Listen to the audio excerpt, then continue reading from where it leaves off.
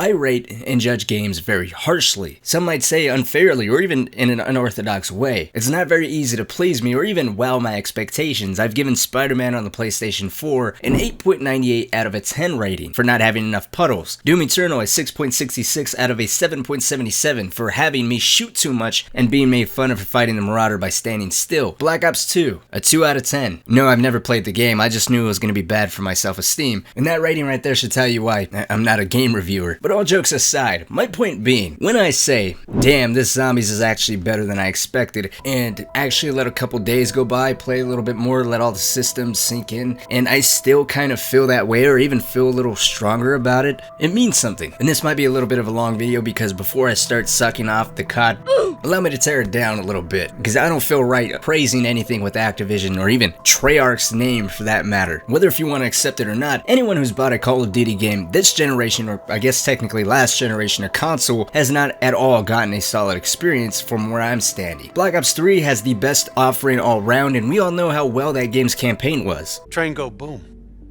Outcome. Train go boom. Outcome. Train go boom. Outcome. Train go boom. What do you think I'm gonna say next? Is it? Black Ops 4 doesn't have a traditional campaign. For the sake of playing devil's advocate and preemptively beating any potential fanboys, yes, objectively speaking, every game since then has done at least one thing right, whether it be removing loot boxes or making Warzone free or overhauling an entire multiplayer experience 6 months down the line when nobody even plays your game anymore. The effort is still there and it's been noted, but just because that effort has been acknowledged should not be an excuse to let half-baked, poorly optimized AAA titles be released annually while ignoring supporters of your product. I don't want to venture into bigger, broader things beyond just zombies, but I feel like that was stuff that was worth mentioning when bringing up Black Ops 4. This is a game for every kind of player. It's a game that's built to last for years to come. Now let's keep this brief, because I know a couple people are here for the Cold War Zombies experience. Well, I'll throw it up on the screen, but for Black Ops 4, now, if you enjoyed the zombies for this, hey, more power to you, I'm not going to knock you for it. That's your prerogative, you wasted your money on it.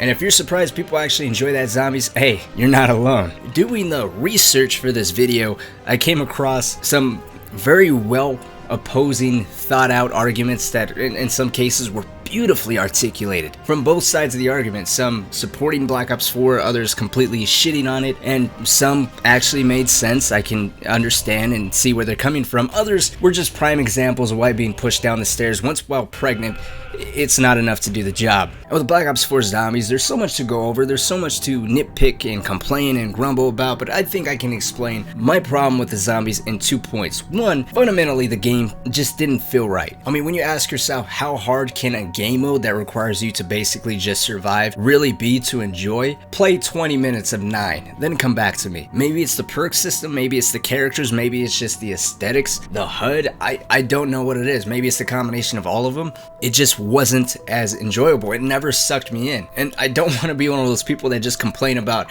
Jug and Double Tap and even Speed Cola initially being gone, which was added in later as a secret ability for having all your perks, or even how Pack-a-Punch worked different. I mean, I am a fan of spicing up that gameplay loop, which we're going to talk about in Cold War Zombies, but it didn't fit and function well together in this experience for one reason or another. Two, Treyarch was so hell-bent on replayability and player freedom that it hits a point of them either not understanding what the hell player freedom and replayability really means, and to them it just means throwing all this extra pointless shit, or all those extra artifacts, all those extra elixirs, throwing in a create a class system for zombies was them just trying to add in all these elements into zombies and just hoping that with all this extra stuff, players were able to create their own decent zombies experience on their own volition. And because it felt so grindy and getting, I don't know what the hell it was called. In Black Ops 3, it's called Liquid Divinium. I don't remember what it's called in Black Ops 4. But it was so grindy, and all the good elixirs required so much of it,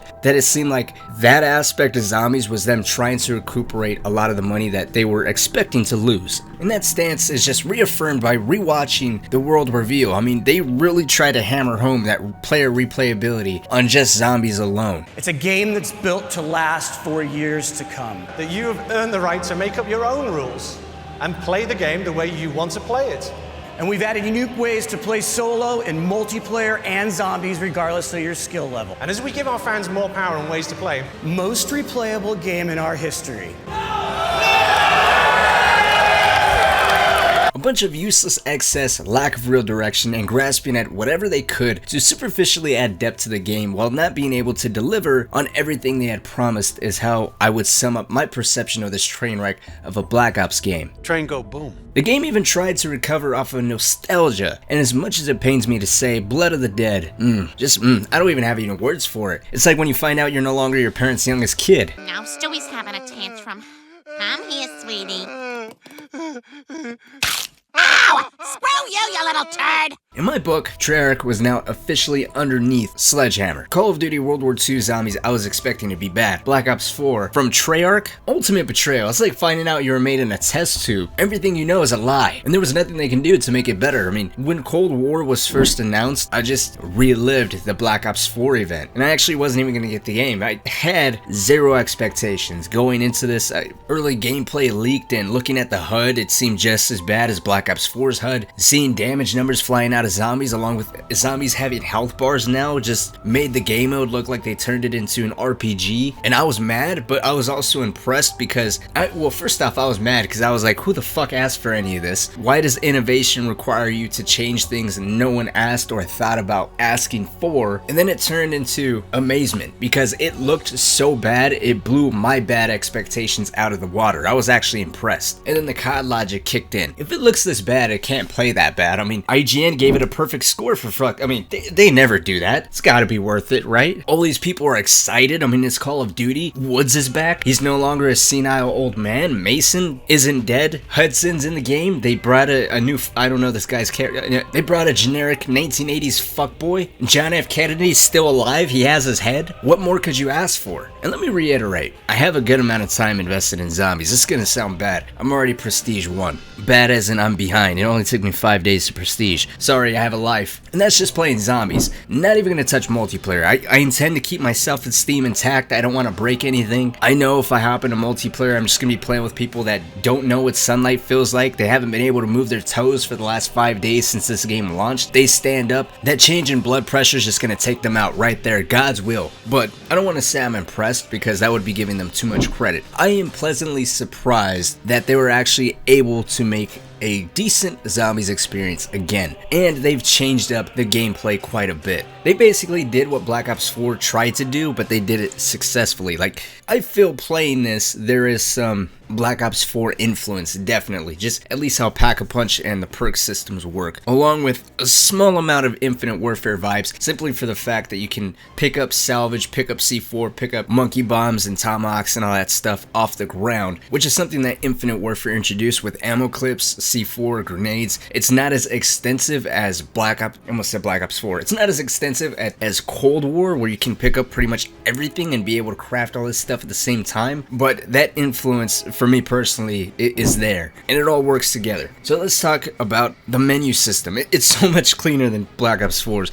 Black Ops 4 is like an aneurysm just waiting to happen. So with the menu system, Cold War cleaned up the UI drastically. You don't have as much nonsense thrown at you, gobblegums, elixirs, all that stuff is gone. However, there is still what I would say enough customization and enough control over your game now more than ever before. You still have control over your weapon loadout. Unlike previous games, you can start the game with whatever gun in the game that you choose, as long as the gun is unlocked. So as long as you're high enough rank, you can equip that weapon, jump into zombies, and equip whatever attachments that you have unlocked for that gun, and hop right in. So the days of starting up with a pistol and building up your points are gone. You want to start up with an LMG, an assault rifle, the knife. I think an RPG, if you want to be that type of person, you can. Just know that's the only gun that you can have jumping into the game. Your secondary slot in your loadout screen is taken by what's considered in this game to be your skill, which is basically your special ability that charges up while you're killing zombies in the game. And that's the only gun that you have control over the attachments. As now in Cold War, every gun you get is automatically going to randomly have different sets of attachments on it. Whether if you get it from the wall or the box, it doesn't matter. Every weapon you pick up is going to have a random set of attachments on it. And the cool thing is, in this zombies, you aren't stuck with those set of attachments, which when we get to gameplay, we'll talk a little bit more about. But beyond just your basic loadout, you can also upgrade pretty much everything from your perks to your ammo mods, which are basically your alternate ammos like Brain Rot, which if you play Black Ops 3 is basically this game game's version of Turned,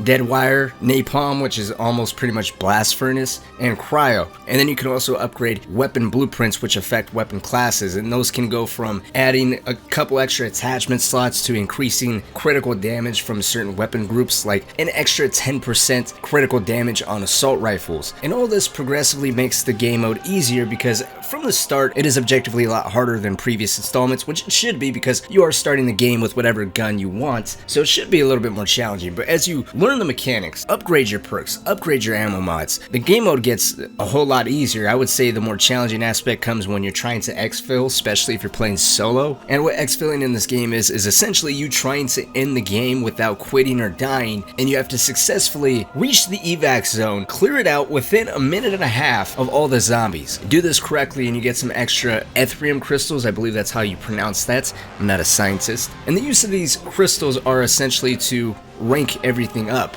And I would say, because of how fun the game is and how you're earning these crystals, they're pretty generous. Especially since in the very beginning, if you're playing exclusively zombies, you're going to be focused on trying to level up your character or your overall level to get those better weapons and access to actually unlocking and upgrading those perks and those other weapons. So crystal grinding doesn't really feel bad. You get one once you hit round 10, and then you get one every 5 rounds after that, and I think you get an extra 1 or 2 for every exfil you get. So in the early hours when you're low and you don't have the ability to upgrade your perks and even equip the better weapons, it's definitely gonna beat the hell out of you, especially if you're playing solo. But as you start to level up and you start to equip all these things and upgrade your perks, which I highly recommend, the game mode starts to become a little bit easier. It's still challenging, but with the jug and stamina up especially maxed out, the game mode starts to become a lot more manageable, especially for solo players. Now that's what the game mode offers on the surface. Let's talk about the meat and potatoes, the actual gameplay. Gunplay is solid, so I'm just gonna skip that.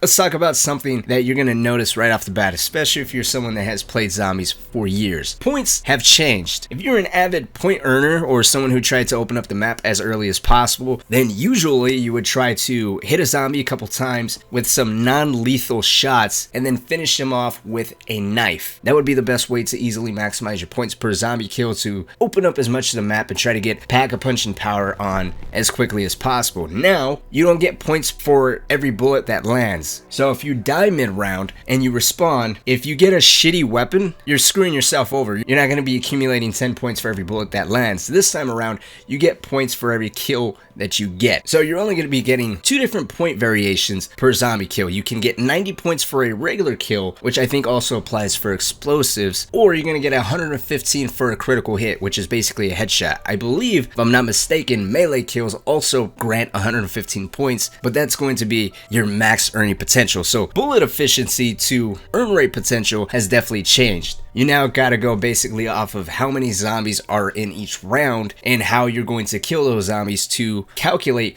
what you're earning per level, which in my opinion is another mechanic that superficially makes the game mode a little bit harder because you're not rolling in points, and if you're not paying attention, that's going to offset how much ammo you have. But I guess technically that really doesn't matter because they also added these crates throughout the map where you can refill your ammunition, which is nice. 250 points for maxing out your ammo on a non-packed weapon. Now the prices are going to skyrocket as you start to pack, double pack, and triple pack, but just having that feature there is helpful. So as I was talking about, they added in these ammo crates throughout the map. The mini map shows you exactly where they all are. They also added in these workbenches that you can spend the salvage that you pick up while killing zombies. When you kill zombies, they'll drop things like rare and common, or it might be uncommon, I forget. Blue and green salvage. Green is used on essentially your more basic stuff. Lethals, if you want to buy some tomahawks, C4, Semtexes, frags, stem shots. If you want to buy yourself some armor, you can upgrade your armor twice just off of this basic salvage. A third time is going to require you to use your rare salvage.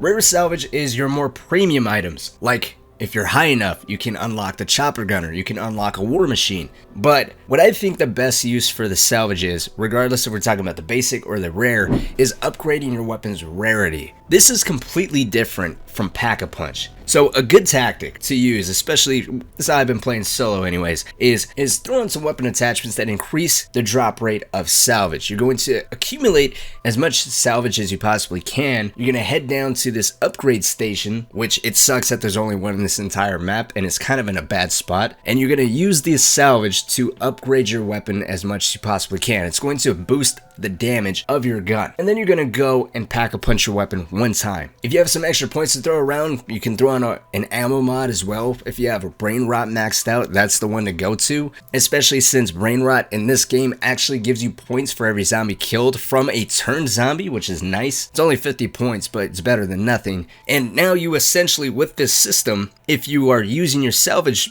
efficiently, you can upgrade your gun without investing your points in double pack-a-punching or even triple packing, which double pack-a-punching costs 15 grand, triple packing costs 30 grand. And with you not able to farm points like you could in previous games, that shit takes a hot minute to get to. And then if you're playing with a crappy gun, yes, you can keep giving yourself a max ammo via those ammo crates, but that 250 points for a non-pack gun goes from 250 to 1,000 on a one pack. Double pack is 2,500 and triple packed is 5 grand. So if you have two triple packed weapons that suck ass, you're basically going to be blowing 10 grand every couple rounds. But I gotta say, I am a huge fan of this system. I think this alone is what adds a lot more depth. The fact that they added in this whole salvage and being able to buy stim shots, being able to buy monkey bombs, being able to buy a chopper gunner, upgrade your weapon's rarity. And that same, and I almost forgot, that same thing that allows you to upgrade your weapon's rarity,